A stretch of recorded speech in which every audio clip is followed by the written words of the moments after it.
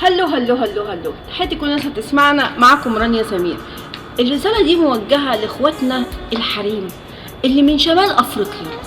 حضراتكم بسم الله ما شاء الله انتوا اخواتنا واحنا مبسوطين من وجودكم معانا، ولكن عايزة اقول لكم حاجة. انتوا داخلين لايفات الاسرة المصرية ليه؟ داخلين لايفات بتناقش سن الحضانة في الاسرة المصرية ليه؟ داخلين لايفات بتناقش قانون الأسرة المصرية عامة ليه؟ حضراتكم بتبدوا رأيكم في حاجات تخصنا ليه؟ حضرتك ممكن تضحكي بالمحن بتاعك ده والطبقة الناعمة على الأخ العجوز اللزوز اللي قاعد فاتح لايف عشان يضحك فيه أو يلم دعم فيه أو يهزر ويضحك مع أصحابه فوق سن المعاش وقاعدين والكلام ده، فبالنسبة لهم انت حضرتك اللقطة. اما بالنسبة للشباب المصري حضرتك، الشاب اللي داخل يناقش قضية الحضانة اللي هي من حقه تخفيض سن الحضانة، ولا الست اللي داخلة تناقش مشاكل الطلاق، ولا الراجل اللي داخل يتكلم على الخلع، انت داخلة بناء على ايه؟ بتقولي رأيك ليه؟ ما تروحي قواضي بلدك، ما تروحي ناقشي الحوار بتاع بلدك انت، لان احنا عندنا قوانين الجواز غير قوانينكم بتختلف. احنا عندنا موضوع القايمه، انتوا ما عندكمش الكلام ده، انت بتاخدي يا حبيبتي بشنطه هدومك، لكن انا عندي قايمه، عندي العروسه بتشارك. فاحنا كمصريين نحل مشاكلنا مع بعضينا. زائد شفت بعض ذات الصوت الناعم اللي بتمارس المحن بتخشوا كمان توقعوا بين المصريين وبعضيهم حتى في حوار الكوره. والعيب على الرجاله اللي بتسمح لاشكالكم ان انتوا تدخلوا عندهم بالطريقه دي. لما يكون لايف مصري ومصريين بيتكلموا في شيء يخص مصر، ما تخشيش يا حبيبتي بصوتك الناعم عشان ايه؟ تتمحني على الرجاله، وبعد كده نطبق عليكي مثلا امسح مكياج صاحبتك تلاقيها فاتحه ابن عمتك ونلاقيكي برضو ايه؟ على المعاش. فاهماني؟ وبتناقشي ايه؟ قضايا ما تخصكيش. حاجه كمان عايزه الفت نظركم ليها، اول حاجه ان احنا كمصريين لو اتجوزنا كتير من بره او اتجوزنا غير مصريين، ابنائنا مش هتخش الجيش المصري، لان طبعا ده قانون في الجيش المصري، الاب والام والاجداد لازم يكونوا بيحملوا الجنسيه المصريه، ما يكونش في اي زواج من بره.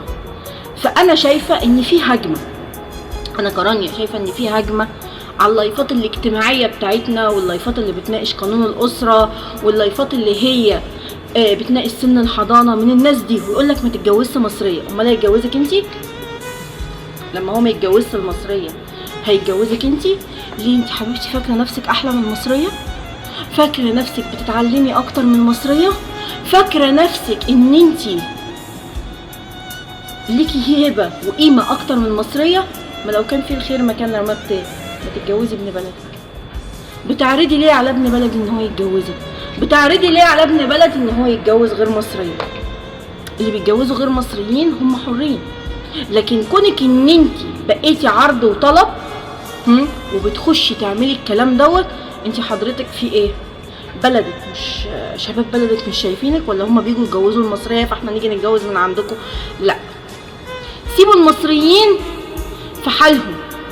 قوانيننا احنا نعرف نناقشها، امورنا الخاصه بينا احنا نعرف نتفاهم فيها كمصريين.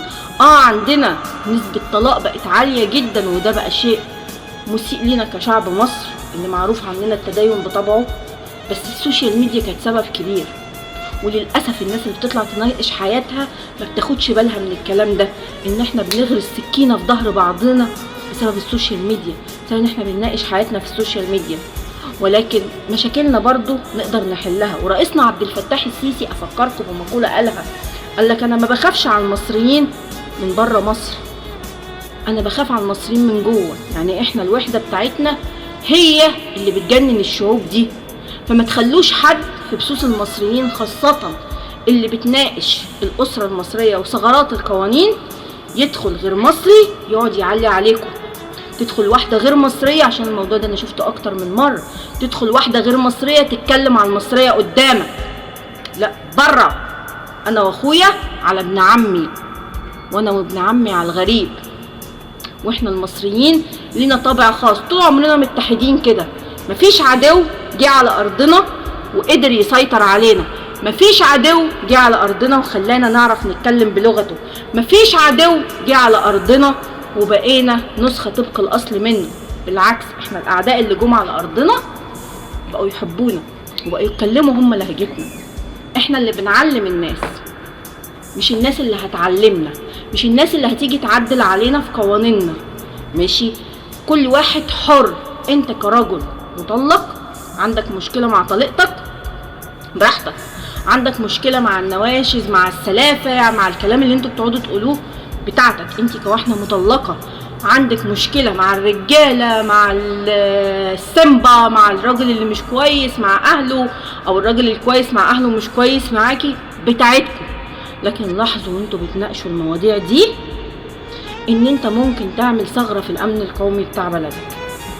لما نقعد نقول يتجوزوا من بره، يتجوزوا من بره، يتجوزوا من بره، وانا قانوني بيقول ان انا ابن بلدي بس المصري من اب وام مصريين، هم دول بس اللي بيدخلوا الجيش، هم دول اللي بيحموا ارضي وعرضي، هم دول اللي بيخلوك تفتخر في كل الدنيا وكل العالم وكل المحافل الدولية انك مصري، هم دول اللي بيخلوك تقول انا اقوى جيش عربي، هم دول اللي بيخلوك تقول انا ترتيبي التاسع او ال13 على العالم، ان انا اقوى جيش افريقي، هم دول اللي بيخلوك تقول كده.